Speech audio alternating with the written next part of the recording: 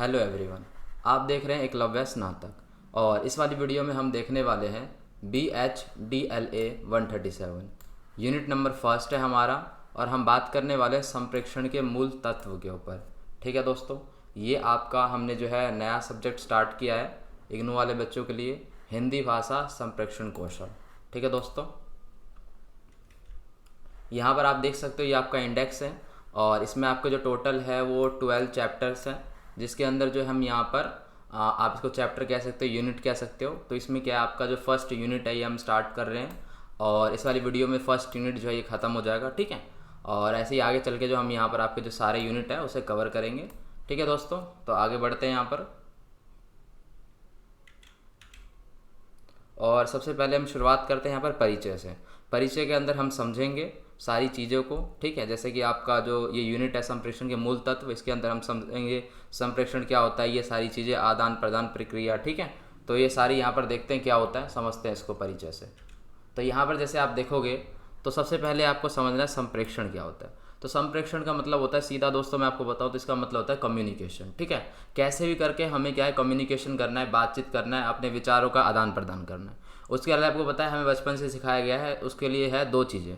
ठीक है, अगर हमें किसी से बातचीत करनी होती है तो पहला होता है लिखित भाषा। ठीक है, मौखिक भाषा और लिखित भाषा। तो हम बोल कर सकते हैं किसी से बातचीत और लिख कर सकते हैं बातचीत। एक और चीज़ है, उसको जो है भाषा में नहीं गिना जाता लेकिन उससे हम बातचीत कर सकते हैं, वो है सांकेतिक, जो कि हाव भाव के द्वारा करते हैं, हम संकेत कर गए दूसरे को। ठीक है, तो वही सारी चीज़ें यहाँ पर। अगर हम बात करें संप्रेषण, तो विचारों एवं संदेशों का आदान प्रदान होता है। इसमें जो भी विचार होते हैं, आपके संदेश होते हैं, वो हम एक दूसरे से आदान प्रदान करते हैं। जैसे कोई एक बंदा है, कोई ए बंदा है, वो बी बंदे के साथ क्या है, बातचीत कर सकता है। ठीक है, इसके लिए भाषा की आवश्यकता पड़ती है और इसके लिए हम जो है ये सारी जो चीज़ें करते हैं। यहाँ पर देखते हैं संप्रेषण मानव समाज की आवश्यकता है। अगर हम बात करें यहाँ पे कम्युनिकेशन, तो बहुत ज़्यादा ज़रूरी है, समाज के लिए बहुत ही ज़्यादा इंपॉर्टेंट है। ठीक है, संप्रेषण के जरिए यहाँ पर हम व्यक्तिगत ज़रूरत से लेकर मनोरंजन तक सभी चीज़ें करते हैं। अगर आपको कम्युनिकेशन नहीं अगर होगा, सोचिए अगर हम भाषा से एक दूसरे की बात नहीं समझ पाएंगे, विचारों का आदान प्रदान नहीं कर पाएंगे, तो बहुत मुश्किल होगी।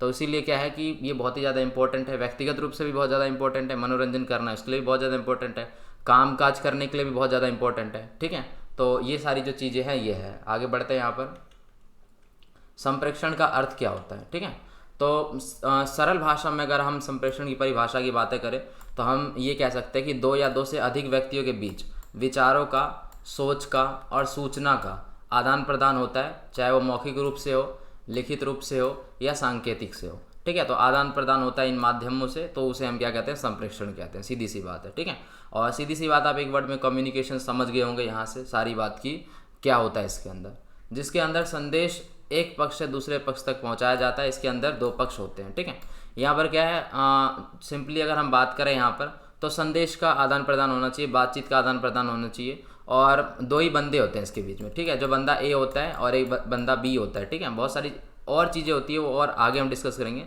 आपको सिंपल यहाँ पर यही समझना है कि इसके अंदर दो पक्ष होते हैं, पहला वो जो कि बोल रहा है और दूसरा वो जो कि सुन रहा है। बात यहाँ पर होती है। ठीक है, यहाँ पर देखिए, अगर हम यहाँ पर बात करें तो एक होता है प्रेषक और एक होता है प्राप्तकर्ता। ठीक है, जो संदेश भेजने वाला होता है, यानी कि जो बोल रहा है, जैसे कि मैं बोल रहा हूँ। ठीक है, तो यहाँ पर मैं आपको संदेश दे रहा हूँ, ये चीज़ पढ़ा रहा हूँ, तो ये प्रेषक हुआ मैं, और संदेश प्राप्त करने वाले यानी कि आप। ठीक है, तो आप प्राप्त करता होगे। ठीक है, तो यहाँ पर ऐसे, तो टेक्नोलॉजी आने के बाद क्या होता है, बहुत सारी चीज़ें बदल जाती हैं। फॉर एग्जाम्पल अगर मैं बात करूँ तो ये बात होती है कि यहाँ पर दो ही बंदे होते हैं, लेकिन यहाँ पर देखिए मैं बोल रहा हूँ और आप सभी सुन रहे हो। तो यहाँ पर क्या है, बहुत सारी चीज़ें होती है, टेक्नोलॉजी में बहुत जो चीज़ें हैं वो चेंज हो जाती है। पहले की जो परिभाषाएं हैं उसमें थोड़ा परिवर्तन आ जाता है। फॉर एग्जांपल देखिए क्या होता है कि मौखिक भाषा के अंतर्गत पहले ये बोला जाता था कि मौखिक भाषा के लिए बंदे आमने सामने होने चाहिए। ठीक है, अगर कोई मौखिक भाषा का प्रयोग कर रहा है, कोई बोल रहा है, तो एक बंदा यहाँ होना चाहिए, एक बंदा यहाँ होना चाहिए, आमने सामने होना चाहिए। लेकिन टेक्नोलॉजी ने उस चीज़ को बदल दिया है। ठीक है, आप बहुत दूर होके भी आप जो है बात कर सकते हो। तो ये सारी जो चीज़ें हैं ये आपको समझनी है। संप्रेषण को उस समय पूरा समझा जाता है जब प्राप्तकर्ता संदेश को समझ लेता है और फिर उस पर अपने विचार को व्यक्त करता है। ठीक है, अगर यहाँ पर मैं बात करूँ आपके लिए, तो संप्रेषण क्या है, संप्रेषण जो है तब माना जाता है, उस चीज़ को तब पूर्ण माना जाता है जब संदेश को समझ लिया जाता है। ठीक है, प्राप्तकर्ता को जब कोई बात समझाई जाती है तो समझ में आ जाए। तो इसे ही अपने विचार को व्यक्त करना कहते हैं, ठीक है। इसे और वो बदले में क्या है, जवाब भी दे सकता है, ठीक है। फॉर एग्जांपल यहाँ पर समझिए कि कोई बंदा क्या है वो बोल रहा है, ठीक है, जैसे कि मैं बोल रहा हूँ और मैं आपको संदेश दे रहा हूँ, ठीक है। तो आप प्राप्त करता हुए तो आप मेरी बातों को समझ रहे हो। और मैं अगर ये बोलता हूँ कि कोई एग्जांपल, जैसे कि मैं आपको बोलता हूँ कि इस क्वेश्चन का आंसर दीजिए, तो आप कमेंट में लिखोगे, यानी आप मेरी बात समझ कर, ठीक है, मैंने बोला, आपने समझा और उसके ऊपर आपने जवाब भी दिया और आपने कमेंट किया, ठीक है। तो ये जो बात होती है इसे ही हम कहते हैं यहाँ पर कि यहाँ पर सफल संप्रेषण जो है वो हुआ है, ठीक है। संदेश को समझा गया है और उसका रिप्लाई जो है आया है। यहाँ पर संप्रेषण के अलग अलग विविध रूप हैं, उसके ऊपर चर्चा कर लेते हैं हम यहाँ पर थोड़ी सी। मौखिक संप्रेषण समझिए। संप्रेषण अधिकतर बोलकर किया जाता है, सिंपल सी बात है दोस्तों। संप्रेषण जो होगा वो ज़्यादातर जो संप्रेषण होता है वो बोलकर किया जाता है। और उसके बाद आता है लिखित वाला, ठीक है। लिखित वाले में भी पहले क्या होता था, पत्र वगैरह लिखा करते थे, पेजों पर लिखा करते थे। पर लेकिन अब लिखित में क्या है, अब लिखित में आप मैसेजेस कर सकते हो, ईमेल्स कर सकते हो, है ना। टेक्नोलॉजी ने चीज़ों को थोड़ा चेंज कर दिया है, तो यही बात है। संप्रेषण अधिकतर पहले बोल कर किया जाता था। इसमें मूल आधार भाषा होती थी। इसमें दोस्तों पहले भी होती थी और अभी भी अगर आप देखोगे तो आपको क्या है, अगर आप बोल कर बात कर रहे हो तो उसमें भाषा जो है वो बहुत ज़्यादा इंपॉर्टेंट होती है, मूल आधार होता है। भाषा नहीं होगी तो हम कैसे एक दूसरे से बात करेंगे, ठीक है। तो यही बात होती है। मौखिक संप्रेषण एक ऐसा संप्रेषण है जिसमें हम बोलकर सूचनाओं का आदान प्रदान करते हैं, ठीक है। इसमें क्या होता है, हम बोलते हैं तो इसमें क्या है, सूचनाएं बंदों के पास जाती है और आदान प्रदान होता है। इस संप्रेषण में ये माना जाता है कि संदेश भेजने वाला और ग्रहण करने वाला दोनों आमने सामने हो, ठीक है। ये जो चीज़ है, इस टेक्नोलॉजी ने इस चीज़ को यहाँ पर जो है थोड़ा परिवर्तन कर दिया है। क्योंकि यहाँ पर क्या बताया जा रहा है, यहाँ पर ये बताया जा रहा है कि संप्रेषण तब होता है जब भेजने वाला और ग्रहण करने वाला दोनों आमने सामने बैठे हो। लेकिन पहले के समय तो ये पॉसिबल था, ये चीज़ ठीक थी। लेकिन अभी जो है ये चीज़ ठीक नहीं है, क्योंकि अभी क्या है, भेजने वाला संदेश जो भेज रहा है और ग्रहण करने वाला बहुत दूर दूर भी होगा तो चलेगा, वहाँ पर क्या है, बातचीत हो जाएगी, कम्युनिकेशन हो जाएगा, ठीक है। तो ये जो चीज़ें हैं ये आपको समझनी है, आपको क्या है, थोड़ा अपडेट होना है, ठीक है। तो ये चीज़ें समझ लेनी है। लेकिन वर्तमान समय में टेलीफोन से भी संभव है, ठीक है। यहाँ पर ये बात लिख दी गई है कि वर्तमान समय में टेलीफोन से भी संभव है। जरूरी नहीं है कि बंदा यहाँ पर क्या है, आमने सामने बैठा ही होना चाहिए, ठीक है दोस्तों। तो ये सारी चीज़ें आप समझ रहे होंगे। आगे बढ़ता हूँ मैं और यहाँ पर देखता हूँ आंगिक संप्रेषण के ऊपर हम चर्चा कर रहे थे, ठीक है। देखिए इसमें क्या होता है, इसमें दो तरीके के होते हैं, एक होता है ध्वनि संकेत, एक होता है स्पर्श करके। अब ध्वनि में क्या होता है, इसमें विचारों और भावनाओं को अभिव्यक्त करने के लिए छोटे छोटे समूह में तोड़ दिया जाता है और उसको क्या है, छोटी छोटी वाणी द्वारा व्यक्त किया जाता है। आपको मैं एग्जांपल देता हूँ। जैसे मान के चलिए आप कॉल पे बात कर रहे हो, ठीक है। कोई एक बंदा है वो जो है बहुत देर से आपसे बातें कर रहा है और उसके उस टॉपिक में आपको इंटरेस्ट नहीं है, ठीक है। तो आप उसकी बात जो है काटना भी नहीं चाहते, ये भी नहीं बोलते कि भाई ये मत बोल, मुझे पसंद नहीं है, इस टॉपिक में मुझे मेरी रुचि नहीं है। तो आप वहाँ पर क्या कर सकते हैं, आप हाँ हूँ का प्रयोग कर सकते हो, ठीक है। जैसे वो बोल रहा है तो बीच बीच में हाँ बोल सकते हैं। तो ये यहाँ पर ध्वनि संकेत में ये जो चीज़ें बताया गया है, मतलब कि आप पूरी भाषा ना बोल के आप जो है वहाँ पर हाँ और हूँ का भी प्रयोग कर सकते हो, ठीक है। स्पर्श करके क्या होता है, स्पर्श करके एक तरह से ये भी संकेतिक की तरह ही है। स्पर्श करके क्या है, स्पर्श के माध्यम से भी व्यक्ति अपनी भावनाओं और विचार को व्यक्त कर सकता है। इसका मतलब ये होता है कि आप क्या है, स्पर्श कर सकते हो। जैसे फॉर एग्जांपल मान के चलिए दो बंदे आपस में बात कर रहे हैं, ठीक है।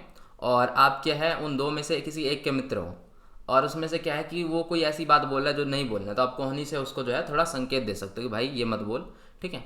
तो ये है कि मतलब आप दोनों ने बात कर ली, आप दोनों ने क्या बात कर ली कि भाई ये नहीं बोलना है, थोड़ा उसने संकेत कर दिया आपने, ठीक है, कि ये नहीं बोलना है। तो फिर आप दोनों के बीच में क्या हो गया, यहाँ पर कम्युनिकेशन हो गई, किससे, स्पर्श करके कम्युनिकेशन हो गई आप दोनों के बीच में, ठीक है।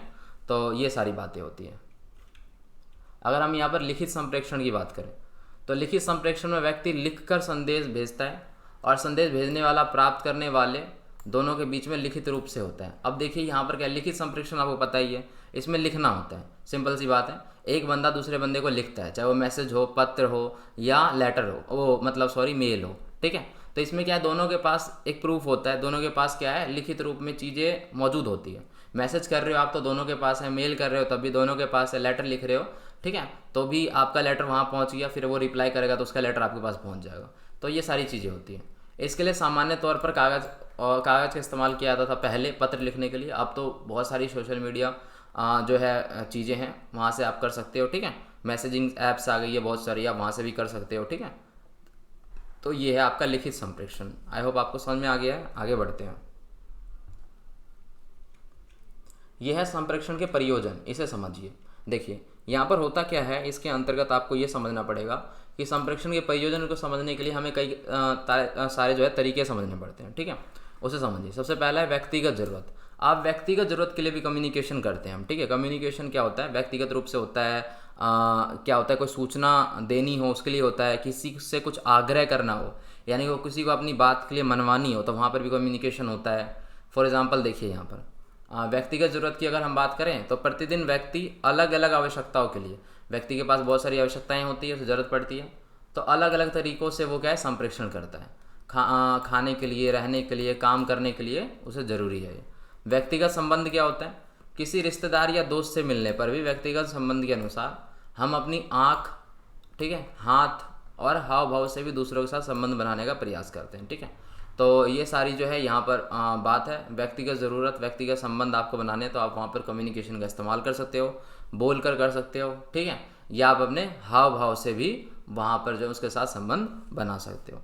तो ये सारी चीज़ें हैं। आगे बढ़ते हैं। सूचना। सूचना क्या है दोस्तों, सूचना का मतलब होता है कि आपको जो इन्फॉर्मेशन इकट्ठा करनी है। दो तरीके की इन्फॉर्मेशन होती है। देखिए एक तो ये होती है कि आप क्या है बचपन से ही बेसिक चीज़ें सीख रहे हो, ठीक है। एक होता है जो बड़े हो के आप एडवांस लेवल पे सीख रहे हो। जैसे सूचना इकट्ठा करने का अगर हम काम करें तो बचपन से शुरू हो जाता है हमारा। जब हम छोटे होते हैं, बहुत छोटे, 5 साल के होते हैं, 3 साल, 4 साल, 5 साल के, तो हम लैंग्वेजों को समझना शुरू कर देते हैं। ये जो प्रक्रिया है इन्फॉर्मेशन प्राप्त करने की, सूचना इकट्ठा करने की, ये पूरे जीवन चलता रहता है। आपको नई नई चीज़ें पता चलती रहेगी। आप जिस फील्ड से हो उस फील्ड में अपडेट आता रहता है, नई नई जानकारी आपको पता चल जाती है, ठीक है। आग्रह का क्या मतलब होता है, आग्रह का मतलब होता है किसी से आग्रह करना, ठीक है, किसी को अपनी बात मनवाना। फॉर एग्जाम्पल इसका सबसे अच्छा एग्जाम्पल ले तो वो एडवर्टाइजमेंट है, ठीक है, विज्ञापन। विज्ञापन के अंदर हमें ऐसी चीज़ें दिखाई जाती है जो हमारे ज़रूरत की होती है, कुछ हमारी ज़रूरत की नहीं होती है, ठीक है, अलग अलग पर्पज़ में काम आती है। तो उसमें क्या है कि विज्ञापन हमें ये दिखाता है कि ये आपकी बहुत ज़रूरत का सामान है और आप इसे खरीद लीजिए, है ना, होता है ऐसा। क्योंकि विज्ञापन के अंदर किसी वस्तु को खरीदने के लिए आपसे आग्रह किया जाता है, ग्राहक को बोला जाता है ये चीज़ आप खरीदिए। वो जो विज्ञापन है कहीं पर भी हो सकता है, रेडियो में हो सकता है, टेलीविज़न में हो सकता है, समाचार पत्र में हो सकता है, कोई भी प्रोडक्ट हो सकता है, शैम्पू हो सकता है, टूथपेस्ट हो सकता है, डिटर्जेंट पाउडर हो सकता है, ठीक है, डिटर्जेंट पाउडर हो सकता है। तो ये सारी चीज़ें जो है होती है, तो ये आग्रह होता है। आपको समझ में आ गया। आगे बढ़ते हैं यहाँ पर, इसे समझिए। ये है मनोरंजन। तो मनोरंजन के अंदर क्या होता है दोस्तों, देखिए जो मनोरंजन का मेन काम होता है वो ये होता है कि आपको तनाव को कम करना होता है आपको, ठीक है। कई सारे क्या होते हैं, कुछ ऐसी भी चीज़ें हैं अभी उसमें आधुनिक दौर में जिससे हम एडिक्ट हो जाते हैं, ठीक है। बहुत सारी ऐसी कंपनियां हैं जहाँ से आप OTT प्लेटफॉर्म है जहाँ से आप जो है वेब सीरीज़ आ गई है बहुत सारी, और आप मूवीज़ देख सकते हो, ठीक है। तो वहाँ पर क्या है, मनोरंजन को, एंटरटेनमेंट को एक बिज़नेस बना दिया गया है बहुत ज़्यादा, और इसको डिज़ाइन ही ऐसा किया गया है जिससे कि बंदे जो है एडिक्ट हो जाते हैं, ठीक है। मतलब लेकिन मनोरंजन का जो मुख्य कार्य होता है वो ये होता है कि आपके जीवन में काम चल रहा है, ठीक है, आपके जीवन में जो है आप एक गोल के ऊपर फोकस कर रहे हो, उस फोकस से थोड़ा सा ब्रेक लेने के लिए आप उस काम को करते रहोगे पूरे पूरे दिन, तो आपको थोड़ा तनाव होगा। उस तनाव को कम करने के लिए मनोरंजन का काम आता है केवल, ठीक है। मनोरंजन केवल इतना ही करना चाहिए। तो मनोरंजन के लिए लोग सिनेमा देखने जाते हैं, ये अच्छी बात है, आप फिल्म देख सकते हो, ठीक है। फिल्म में कई करोड़ रुपए लगते हैं, बहुत सारे लोगों की मेहनत होती है, ठीक है, एक्टर, डायरेक्टर, प्रोड्यूसर, बहुत सारी चीज़ें लगी होती है। तो आपको 2 घंटे में, 3 घंटे में जो है मूवी देखनी चाहिए जो आपको पसंद हो ऐसी, ठीक है। तो आप मूवी देख सकते हो, टेलीविज़न जो है देख सकते हो, घूमने फिरने जा सकते हो। तो पुस्तकें पढ़ते हैं कई लोग मनोरंजन के लिए, ठीक है, जो भी टॉपिक से रिलेटेड, जैसे कि मैं पढ़ता हूँ, ठीक है। तो जैसे मुझे जिस टॉपिक में इंटरेस्ट है मैं उसकी पुस्तकें पढ़ने लग जाता हूँ एंटरटेनमेंट के लिए। तो ऐसी बहुत सारी जो है चीज़ें वो होती है। अब मनोरंजन के लिए भी यहाँ पर क्या है, इस चीज़ का जो यूज़ है ये आ जाता है, ठीक है। आगे बढ़ते हैं यहाँ पर, और संप्रेषण की प्रक्रिया समझते हैं। यहाँ पर देखिए संप्रेषण की प्रक्रिया समझने के लिए क्या है, आपको पहले जो है उसके तत्व समझने पड़ेंगे, ठीक है, और उसके बाद आपको जो वो चीज़ें जो है वो सही से बिल्कुल आ जाएगी समझ में। यहाँ पर समझते हैं पहले क्या क्या है उसके तत्व वगैरह, उसके बाद जो हम यहाँ पर बात करेंगे। देखिए प्रेषक से प्राप्तकर्ता तक, ठीक है, जो बंदा बोल रहा है और जो बंदा सुन रहा है, जिसको उसकी सूचनाएं मिल रही है, वहाँ तक संदेश पहुँचाने की प्रक्रिया को संप्रेषण कहते हैं। ये बात मैंने आपको बता दी। संप्रेषण के 3 भाग होते हैं। पहला भाग होता है प्रेषक, जो बंदा बोल रहा है। एक होता है संदेश, जो चीज़ वो बोल रहा है, ठीक है, एक होता है प्राप्तकर्ता, जो चीज़ वो सुन रहा है, जो बंदा वो सुन रहा है, ठीक है। तो संप्रेषण प्रक्रिया में 9 तत्व प्रमुख रूप से शामिल होते हैं। अब ये 9 तत्व जो है ये आपको समझना है, बहुत ज़रूरी है आपके लिए। पहले मैं आपको बता देता हूँ एक एक करके, और फिर जो है मैं इसको अलग अलग करके आपको डिफाइन करूँगा इसे, ठीक है। इसको जो थोड़ा अच्छे से समझेंगे। स्रोत, ठीक है, वक्तृत्व क्षमता, उसके बाद हो गया संदेश, फिर हो गया संदेश किस माध्यम से जा रहा है, माध्यम, प्राप्तकर्ता किसके पास जा रहा है, संदेश प्राप्ति हो चुकी है, फिर प्रतिक्रिया, क्या प्रतिक्रिया हुई, क्या फीडबैक, संदर्भ, ठीक है, और फिर जीवन मूल्य और दृष्टिकोण। तो ये 9 तत्व जो है आपको समझना बहुत ही ज़्यादा इंपॉर्टेंट है, पेपर में भी आ जाता है ये क्वेश्चन, ठीक है, और आसान है बिल्कुल ये, ठीक है। इसे समझिए थोड़ा। स्रोत को समझिए सबसे पहले।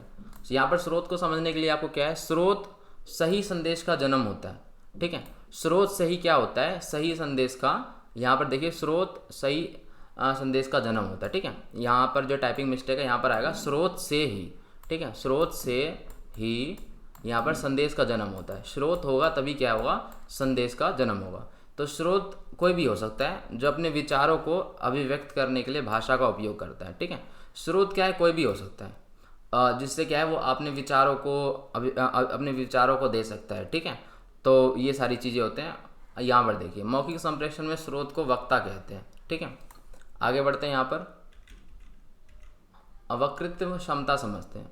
वक्ता की भाषा विचारों को स्पष्टता अभिव्यक्त करने और श्रोता तक उसके संदेश को समझाने योग्य होना चाहिए। देखिए जो चीज़ होनी चाहिए बंदे के अंदर, जो क्षमता होनी चाहिए वो होनी चाहिए कि अगर वो कोई चीज़ बोल रहा है तो वो उसे आसानी से बंदे को समझ में आ जाए, ठीक है। जैसे कि मान के चलिए कि जब हम बच्चे होते हैं तो उस समय जो टेबल होता है, जो हमें जो टीचर है वो टेबल समझाते हैं, तो वो किस हिसाब से समझाते हैं, वो बहुत ही अलग अलग करके टुकड़ों में तोड़ तोड़ के जो है उस चीज़ को समझाते हैं, ठीक है। उनके लिखने का तरीका अलग होता है। फिर जब हम बड़े हो जाते हैं तो हम टेबल क्या है डायरेक्ट लिखते हैं, ठीक है। और जब हम छोटे होते हैं तो हमको उसको ईजी करके समझाया जाता है। तो यही सारी जो है चीज़ें होती हैं।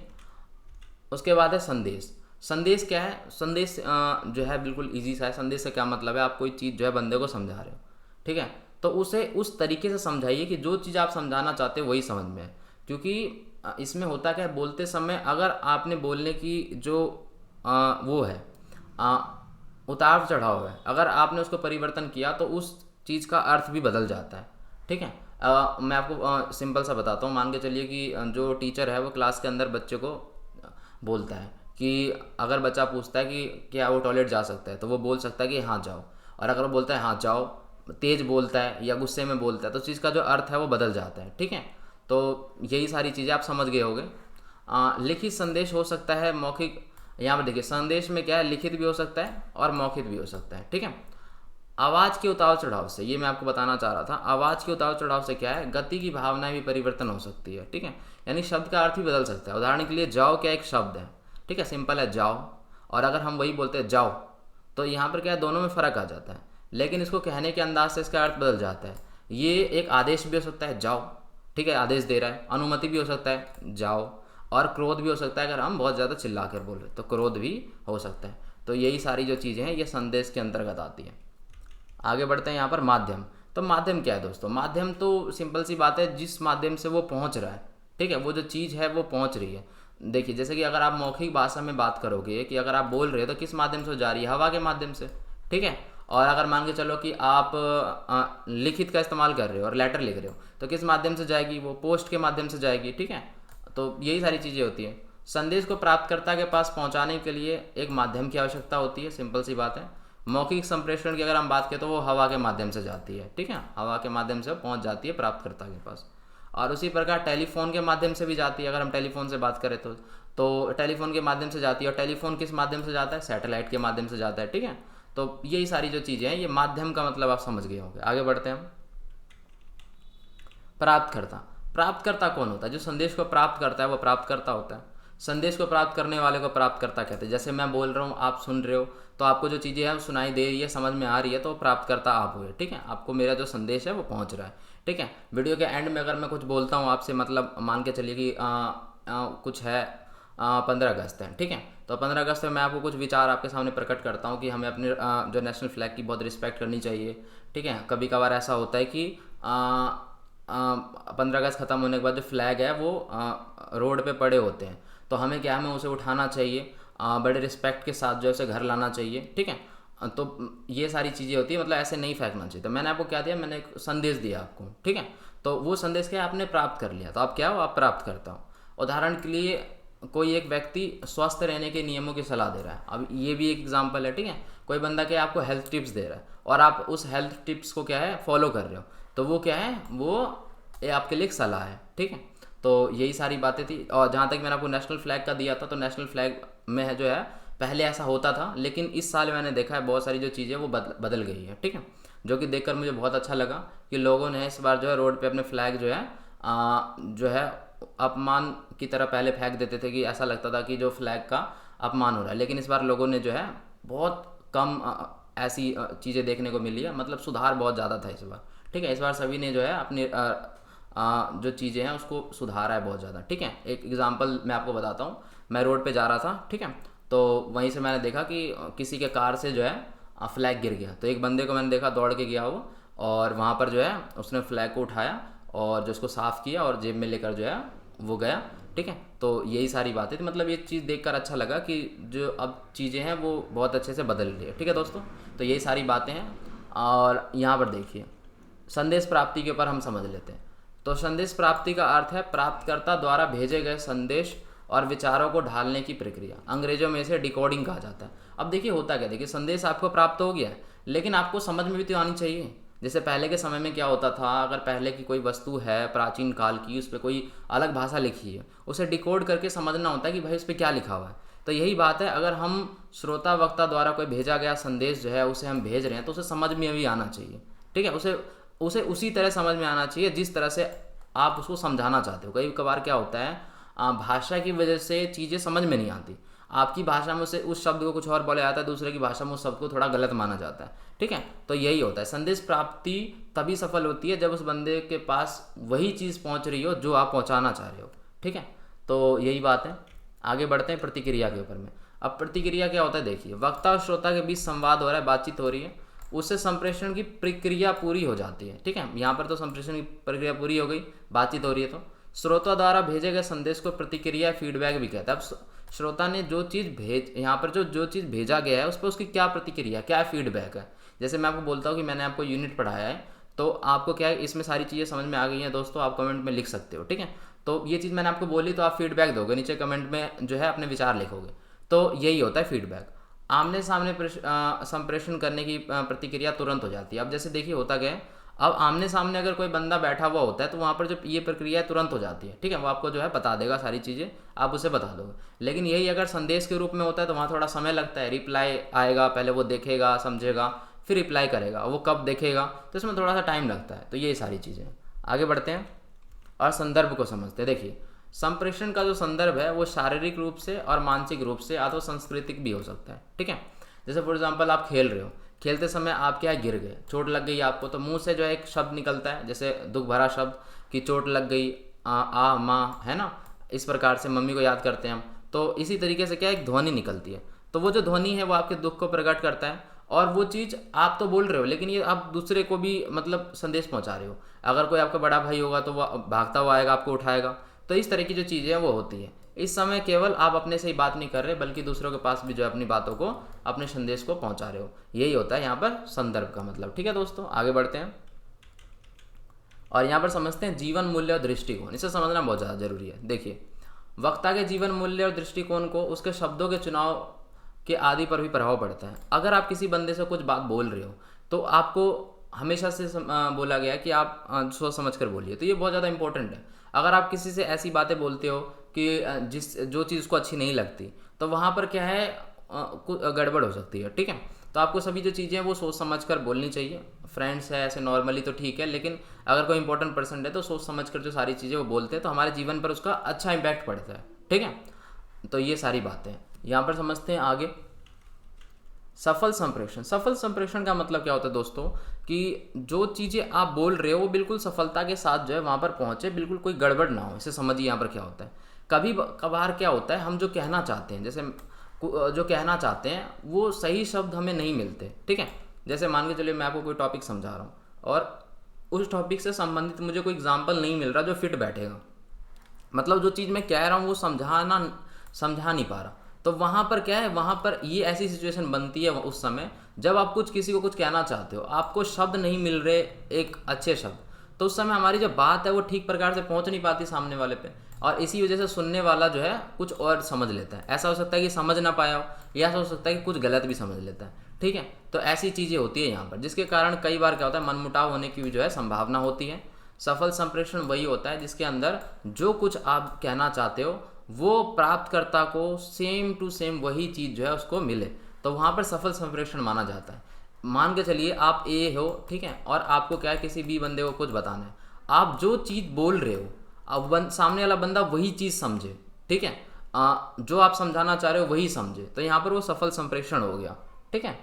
आगे बढ़ते हैं। यहाँ पर सफल संप्रेषण ना होने के क्या क्या कारण होते हैं। सफल संप्रेषण में कई प्रकार की बाधाएं उत्पन्न होती है, इसके बहुत सारे कारण होते हैं, ठीक है। तो सफल संप्रेषण ना हो इसके पीछे क्या क्या कारण होते हैं उसे समझिए, ठीक है। मतलब कि कभी कभी बाधा उत्पन्न हो जाती है, कभी कभी दिक्कत हो जाती है, तो क्या ऐसे कारण है जिसकी वजह से जो है सफल संप्रेषण नहीं हो पाता, उसके अंदर दिक्कत हो जाती है, वो कारण समझते हैं हम, ठीक है। यहाँ पर देखिए गलत संदेश, सबसे पहला कारण है यहाँ पर गलत संदेश। अगर सही शब्द का आप प्रयोग नहीं करते हो, शब्द यहाँ पर बहुत इंपॉर्टेंट महत्वपूर्ण भूमिका निभाता है। अगर आप सही संदेश का प्रयोग नहीं करते तो सफल संप्रेषण वहाँ पर नहीं हो पाएगा। संप्रेषण के लिए जो है सफल संप्रेषण के लिए आपकी जो भाषा है वो स्पष्ट होनी चाहिए, शब्दों का चयन जो है बढ़िया होना चाहिए, सोच समझ कर होना चाहिए, तो सामने वाले को जो है सही समझ में आएगा, उसके सामने गलत संदेश नहीं जाएगा। जैसे कि मैंने आपको बताया था, दो अलग स्टेट से अगर कोई बंदा है, ठीक है, और बाय चांस क्या होता है आप जो भाषा बोल रहे हो वो उसके वहाँ गलत मानी जाती है, वो वर्ड जो है वहाँ पर गलत माना जाता है, तो वहाँ पर क्या है गलत संदेश जाएगा, उसको वो समझ नहीं पाएगा आपकी बातों का। गलत शब्दों का चुनाव, ठीक है, कभी कभार क्या होता है हम चीज़ों को बोलने के लिए गलत शब्दों का चुनाव कर लेते हैं, और उसमें क्या होता है उसमें सामने वाले को जब वो चीज़ बुरी लग जाती है। यहाँ पर देखिए एक भी गलत शब्दों का चुनाव संबंधों में दरार डाल सकता है, कभी भी किसी काम को बिगाड़ सकता है, अथवा स्थिति को भी यहाँ पर हास्यास्पद बना देता है। इसका क्या मतलब होता है, इसका मतलब होता है कि आपका वहाँ पर मजाक उड़ सकता है, ठीक है, यानी आप हास्य के पात्र बन सकते हो, यहाँ पर आप जो है हंसी के पात्र बन सकते हो। कभी कभार होता है ना, जैसे इंग्लिश का कोई शब्द होता है, ठीक है, जिसको जो बोलने का जो तरीका होता है वो अलग होता है, ठीक है, और वहाँ पर आप उसको गलत तरीके से बोल देते हो, तो वहाँ पर क्या है आप वहाँ पर हंसी के पात्र बन सकते हो। तो इसी तरीके जो चीज़ें हैं वो हो सकती हैं, ठीक है, तो ये भी यहाँ पर जो है दिक्कत पैदा करता है। आगे देखते हैं सुनना और समझना। आपको क्या यहाँ पर सुनना और समझना बहुत ही ज़्यादा इंपॉर्टेंट है। कई बार क्या होता है ध्यान से नहीं सुनने पर अथवा लिखित संदेश को ध्यान से ना पढ़ने पर संदेश का संप्रेषण अधूरा रह जाता है। अगर आप किसी की बातों को ढंग से नहीं सुनोगे तो आप कैसे अपना उत्तर दे पाओगे। तो सबसे ज़्यादा जो इंपॉर्टेंट चीज़ होती है वो होती है पहले सुनना, पहले आप उनकी बातों को ढंग से सुनो और फिर अपनी बातों को ढंग से बताओ, तो ये चीज़ होती है। फ़ोन पर बातचीत करते समय भी आवाज़ अगर ढंग से नहीं आती है तो यहाँ पर भी संप्रेषण जो है वो अधूरा रह जाता है, ठीक है। फ़ोन पे बात करते समय आपने देखा होगा कई कबार क्या होता है जो टावर है वो कटता रहता है बीच बीच में, और हम क्या है हम कॉल काटना नहीं चाहते तो हम सुनते रहते हैं, तो वहाँ पर क्या है वो जी चीज़ कई सारी चीज़ें बोल रहा है वो हमें समझ में नहीं आई, हम हाँ हाँ कर रहे हैं, तो वहाँ पर भी जो है संप्रेषण सफल नहीं माना जाता, ठीक है। तो ये सारी चीज़ें होती हैं। बोलने का ढंग जो है अच्छा होना चाहिए जिससे जो बंदा है प्रभावित हो सके, ठीक है। बोलने के ढंग से संप्रेषण प्रभावित होता है। अगर आप ऊंची आवाज़ में चिल्लाकर कोई बात बोल रहे हो, ठीक है, और आप अच्छी बात ही बोल रहे हो, सही संदेश ही दे रहे हो, लेकिन फिर भी वो गलत हो जाएगा वहाँ पर, ठीक है, वहाँ पर जो है वहाँ पर गलती होने की संभावना बढ़ जाती है। तो यही सारी बातें होती है। भाषा का ज्ञान तो दोस्तों बहुत ही ज़्यादा इंपॉर्टेंट है। जैसे मान के चलिए कि आप दूसरे देश घूमने जा रहे हो, ठीक है, और वहाँ पर क्या है वहाँ पर आपको भाषा का ज्ञान नहीं है, तो वहाँ पर आप टूटी फूटी उनकी भाषा बोलोगे जिससे आपके बीच में कम्युनिकेशन होगा, तो वहाँ पर भी कुछ गलतियाँ हो सकती है। आपको काम चलाने के लिए तो आप वहाँ पर चला लोगे, लेकिन वो जो बोलोगे कि मतलब पूरी भावना के साथ हम आदान प्रदान करें अपने विचारों को, वो नहीं हो पाता वहाँ पर। तो ये भाषा का ज्ञान होना भी क्या है बहुत ही ज़्यादा जो वहाँ पर ज़रूरी है, ठीक है, भाषा समझना भी बहुत ज़्यादा ज़रूरी है, ठीक है। अगर आपका दोस्त है और आप वो हिंदी भाषा बोलते हैं तो बड़े प्यार से बहुत अच्छे से आप जो है वहाँ पर उसके साथ कम्युनिकेशन बिठा सकते हो, ठीक है। लेकिन अगर आपका दोस्त कोई और भाषा बोल रहा है, आप हिंदी बोल रहे हो, तो वहाँ पर भी थोड़ी सी दिक्कत आ जाती है, बहुत ज़्यादा दिक्कत नहीं आती, लेकिन होता है। भाषा का ज्ञान भी होना क्या है बहुत ज़्यादा ज़रूरी है। आप टेलीग्राम में ज्वाइन हो सकते हो, डिस्क्रिप्शन में लिंक मिल जाएगा आपको। इंस्टाग्राम पे अगर आपको पूछना है तो आप पूछ सकते हो, मेरी इंस्टाग्राम आईडी है ये, ठीक है। तो यही सारी बातें हैं दोस्तों। यहाँ पर क्या है आपका जो ये बुक है ठीक है, इसका यूनिट नंबर जो फर्स्ट है ये हो चुका है आपका कंप्लीट, ठीक है। और इसी प्रकार से हम क्या करेंगे, आपका यूनिट नंबर जो 2 है उसे देखेंगे। तो अगली जो वीडियो आएगी वो आपकी यूनिट नंबर जो है 2 की आएगी, जिसके अंतर्गत जो है हम जो है बात करेंगे जो भी आपका टॉपिक है उसके ऊपर में, ठीक है। और ऐसे करके आपके जो 12 के 12 जो यूनिट है इसको ख़त्म कर दिया जाएगा, ठीक है। तो वीडियो अगर आपको पसंद आ गई तो आप लाइक कर सकते हैं बिल्कुल, और ये आपकी पहले यूनिट की वीडियो है, इस पर कमेंट करके जरूर बताएं आपको जो वीडियो है वो कैसी लगी, ठीक है। साथ ही शेयर कर सकते हैं अपने दोस्तों के साथ। चैनल को जरूर सब्सक्राइब कर दे, बेल नोटिफिकेशन आइकन को प्रेस कर दे, जिससे नई वीडियो की नोटिफिकेशन आप तक तुरंत पहुंच जाएगी। तो धन्यवाद दोस्तों, मिलते हैं नेक्स्ट वीडियो में।